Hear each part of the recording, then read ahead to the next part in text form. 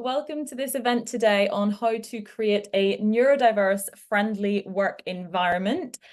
We do have three incredible people talking to you today. Zoe Walker. Zoe works in the project profession, has worked in the civil service since 2018. Prior to that, she worked for disability health charity fundraising teams. Our second speaker, Ilana Monkton, VP of Growth at Apolitical, is responsible for growing Apolitical's global community of public servants and policymakers like yourselves. Last but not least, we have Penelope Kopala, a business psychologist, HR professional. I have different types of workplace adjustments for the home, also the for the office as well. So flexible working for me enables me to start earlier, finish later. I can also take breaks throughout the day, like half an hour here and stay on later. So flexible working isn't just saying I start 10 and finish at 6:30 or start earlier. It can be those longer breaks throughout the day to enable you to work to your best ability so you're not always procrastinating. I am speaking to you today because diverse teams that empower and celebrate people to leverage their unique strengths are the best performing teams. So how do you create a culture that empowers, celebrates that diversity of thought?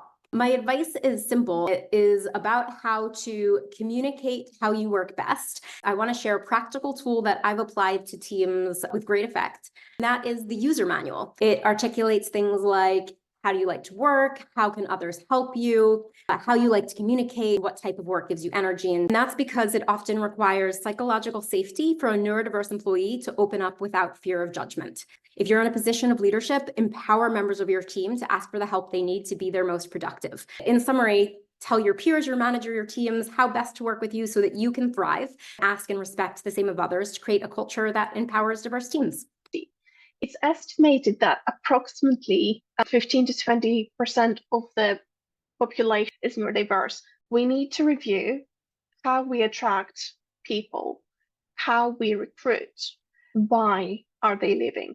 Number one is active listening. Just be present, ask, recommend them to do an occupational health assessment, which may provide equipment, software, access to coaching.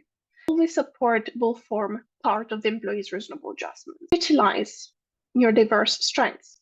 Research shows that neurodiverse individuals are really good at creativity, hyper-focusing, innovative thinking.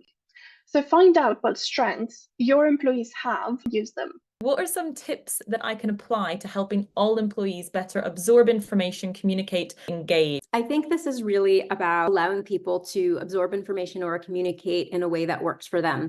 Can you send them an audio message? Do they want something written down? Do they want a pre-read in advance? Just giving people lots of different ways that they might want to absorb information in the same back, right? I wanted to maybe ask a question that's specifically around setting up interviews. The best thing would be to do is to assume that everybody you're interviewing is neuro, to at least do the basic. If you can do the minimum, any other adjustments that people might need, such as questions in advance or to meet the panel, to be open to that rather than just saying no outrightly.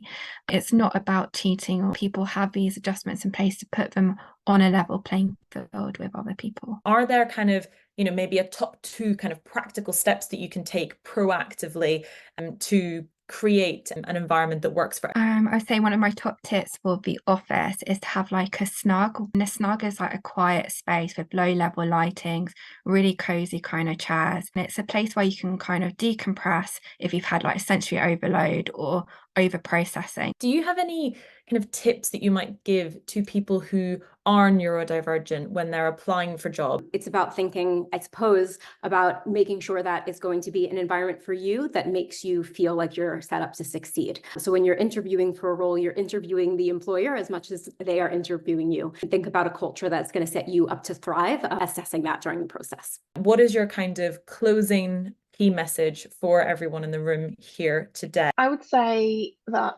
everyone's worthy of working in an environment that they feel psychologically safe, have reasonable adjustments of people that understand them, support them to progress with their career, find fulfillment through their job. It is up to the organization to create this type of environment through policies, through culture.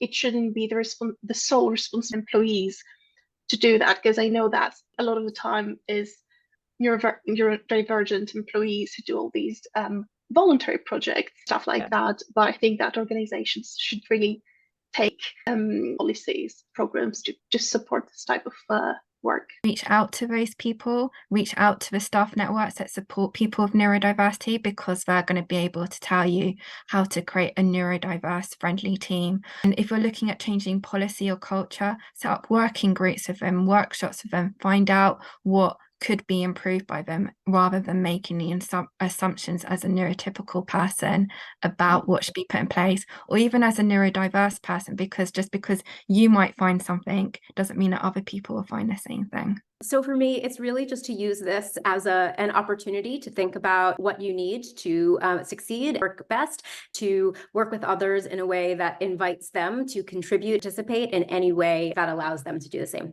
Wonderful. What closing nuggets of wisdom we've had. Thank you so much to everyone for sharing questions, sharing comments, everything in the chat. This has been a really great event. I had a wonderful time taking us through today. Bye, everyone.